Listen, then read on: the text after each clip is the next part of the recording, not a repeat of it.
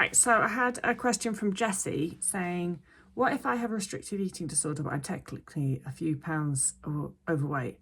Am I in energy deficit? Can you talk about atypical anorexia? Well, I think I talk about atypical anorexia a lot. Actually, I think I talk about atypical anorexia pretty much all the time. And the reason for that is because atypical anorexia is anorexia. You don't need the atypical bit. You could just scratch that out. Anytime your brain thinks atypical anorexia, just put a line through the atypical and what are you left with? Anorexia. Oh, there you go. It's the same thing. Now, someone commented on this and said, it was Gina, who said atypical anorexia is the same as anorexia, just with a side of fat phobia. The behaviours are exactly the same. Bingo.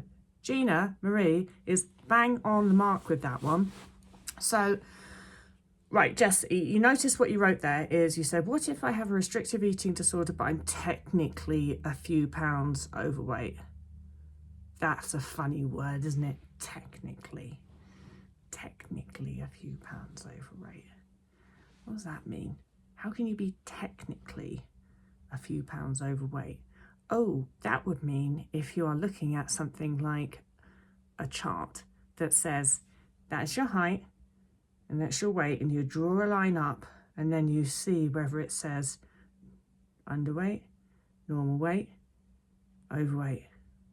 That's what you mean by technically, isn't it? But the thing is with those charts is that they don't mean shit. And so you don't know that you're technically anything. I imagine that technically you could be underweight. Do you know why? Because you told me that you're restricting. That's how I know that. And so if you are restricting, it's highly likely that you are suppressing your body weight. And if you're suppressing your body weight, that means that your body weight is not the weight that it would be if you weren't suppressing it, doesn't it? And so that means that if your unsuppressed body weight is your unsuppressed body weight, then currently you're at suppressed body weight. And I don't give a flying fuck what that little chart says. If you're restricting and you are under the weight that you would be were you not suppressing your body weight, then you're underweight. Get it?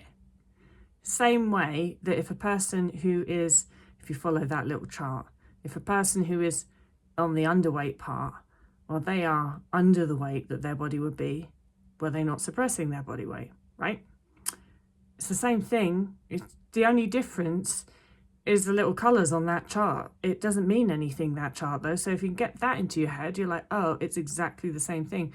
You are using body weight suppression behaviours to suppress your body weight. You are restricting food. It's probably making you crazy. In the same way, somebody who is restricting food but is technically underweight, then it's driving them crazy. So we just take out the technically bit and we take out the atypical bit. And if we look at the behaviours, that is body weight suppression and having a head that's driving you crazy, well, that's the same, isn't it? So it's the same thing. So anytime that I have posted anything that talks about anorexia, Jessie, that's talking about what you got. Okay? We don't need to make videos about atypical anorexia because it's just the same goddamn thing. All right, hope that helps. Bye.